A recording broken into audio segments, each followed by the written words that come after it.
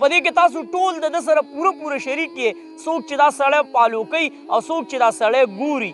کله چې ملګرو په خاندان کې یو کس ډېرې پیسې ګټي نو هغه کس که غلط الفاظ مخې ته راوړي، که غلط کار کوي، خو د خاندان خلک یې څه وایي لالا بالکل ټیک کار کوي، لالا بالکل ټیک وایي. دا خبره مې دو پسې وکړه ملګرو. شاید انور تاسو به کتلی وي په سوشل میډیا باندې، هغه اکثر داسې الفاظ مخې ته راوړي چې هغه د اورېدو نه وي. شاید انور به یو څو روپو لیونی کړی، خو زه حیران یم د ده د خاندان خلکو ته چې هغوی ورته ولې نه وایي چیرې دا ته په کومه لار روان یې، دا لار ټیک نه ده، ته چې کوم الفاظ راوړې مخې ته نو دا الفاظ ټیک نه دي. په مسواک پسې ملګرو ډېره زیات عجیبه الفاظ استعمال کړي دي، ډېره بې حرمتي کړې ده. دا الفاظ واورې بیا سے دوه درې خبرې کوم. ये $200 का आता है. कुछ गरीब तो ऐसे करते हैं, तुम गरीब हो, स्मार्ट बनो.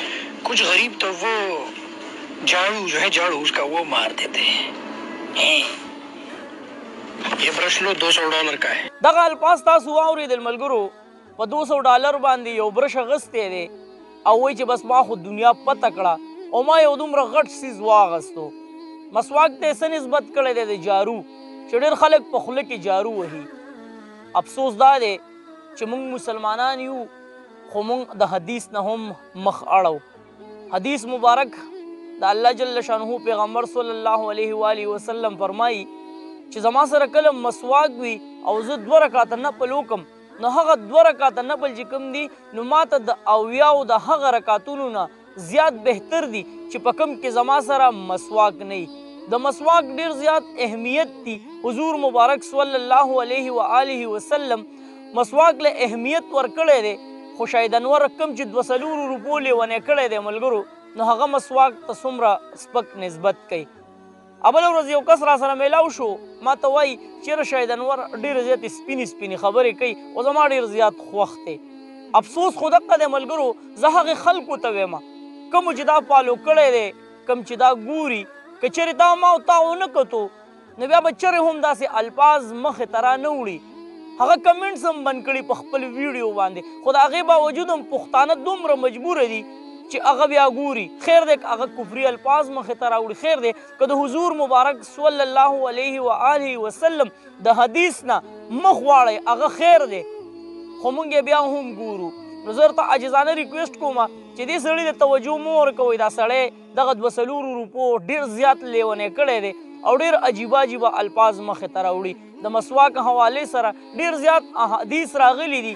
هغه احادیث ته د یو قسم داسې نسبت کړی دی چې دغه حدیث زه اړو منم نه، مسواک له زه اړو اهمیت نه ورکوم. د مسواک په نسبت باندې دغه برش چې ما په $200 باندې واغستو نو دا ډېر زیات قیمتي دی. نو مهرباني وکړئ چې دا سړی مه ګورئ، ځکه چې په سوشل میډیا باندې هم دغه ډرامې سټارټ دي او ستاسو هم دغه ډرامې خوښي، ستاسو هم داسې الفاظ خوښ وي چې هغه الفاظ د اورېدو نه وي، هغه الفاظ کفري وي، خو تاسو ورله بیا هم توجه ورکوئ. نو په دې کې تاسو ټول د ده سره پوره شریک یې، څوک چې دا سړی فالو کوي او څوک چې دا سړی ګوري.